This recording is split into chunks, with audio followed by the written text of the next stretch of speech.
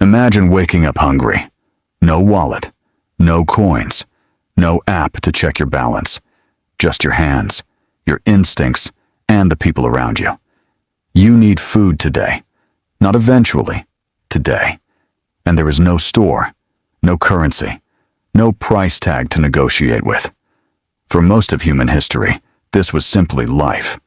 No money ever existed. And yet humans survived, thrived, built families, formed communities, created civilizations. So here's the question worth sitting with. If money didn't exist for 95% of human history, how did we actually get anything done? The answer says more about us than we realize. Back then, cooperation wasn't a nice idea. It was survival. If you couldn't hunt today, someone else's meat kept you alive. If illness or injury struck, you depended entirely on people choosing to help you. With no contract, no guarantee, nothing but shared history between you. There was no safety net except each other. Trust functioned as currency. Reputation was wealth. A person known for generosity ate well during hard times because the group remembered. A person who took without giving back. Eventually, they were left with nothing and no one. Think about the last time you bought something. You probably didn't look anyone in the eye. No conversation, no relationship, no history between you and whoever produced what you consumed. A tap of a card, a click of a button, and it's done. Clean, invisible, efficient. Most people never stop to realize how strange that actually is. For the vast majority of human existence, every exchange was deeply personal. Value wasn't abstract. It lived inside relationships, inside memory, inside the unspoken understanding between people who genuinely needed each other. That world felt completely different from this one. So how did it actually work? One of the most documented systems anthropologists have uncovered is something called a gift economy. And it's almost the opposite of how we think about exchange today. You give, not because you expect something back immediately, but because giving itself builds something. Status, trust, obligation. A web of social debt that holds a community together. Anthropologist Marcel Mauss studied this extensively, finding that gift-giving across cultures was never truly free. It carried weight, expectation, and deep social meaning. Among the Kung San hunter-gatherers of southern Africa, sharing meat from a successful hunt wasn't generosity in the modern sentimental sense. It was strategy. It was investment.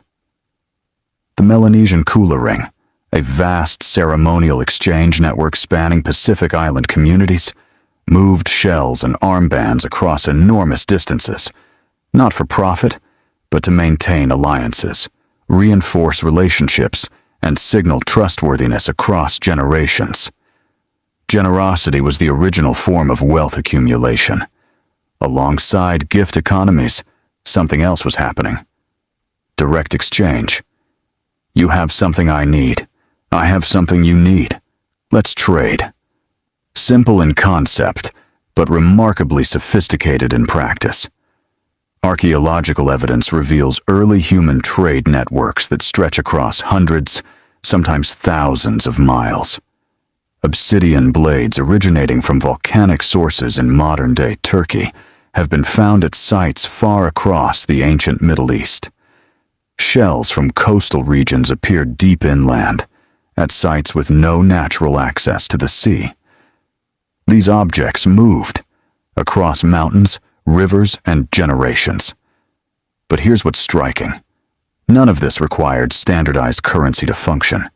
What it required was reputation. A craftsman whose tools held their edge longer than anyone else's didn't need a price tag. Everyone already knew his name. Trust traveled with the goods themselves, embedded in the quality of what was made, and the relationships that carried it forward. Worth wasn't assigned. It was earned, remembered, and spoken about around fires long before it was ever written down. This wasn't accidental. Evolutionary psychologists have long argued that humans are wired for cooperation at a deeply biological level. Robin Dunbar's research suggests our brains evolved specifically to manage complex social relationships, tracking who helped, who cheated, who could be trusted. That capacity wasn't incidental. It was survival infrastructure. Anthropological consensus places the earliest standardized money systems around 3000 BCE in ancient Mesopotamia. For context, anatomically modern humans have existed for roughly 300,000 years. Money is a late invention, a workaround. It emerged not because trust failed, but because communities grew too large for personal memory alone to hold everyone accountable. And that shift changed everything. Not just economically, psychologically. Money did something remarkable and quietly unsettling. It allowed strangers to trade without trust, without history, without relationship. You no longer needed to know someone to exchange value with them. That unlocked civilization at scale. Cities, empires, global trade. Extraordinary things became possible. But something else happened simultaneously. The deep social fabric that had held human communities together for hundreds of thousands of years slowly began to loosen. Obligation became transaction. Relationship became contract. Community became market. One of the most significant behavioral transformations in human history happened so gradually that nobody noticed it occurring. Money made life efficient. Undeniably. But early humans lived in a world where value wasn't abstract. It was woven directly into the people around them. Every exchange carried memory. Every gift carried weight. Every act of generosity was visible, reciprocal, deeply felt. So maybe the question isn't whether we needed money to survive. Maybe it's simpler than that. Did we gain convenience at the cost of something we didn't even realize we were losing? Something we still haven't fully named?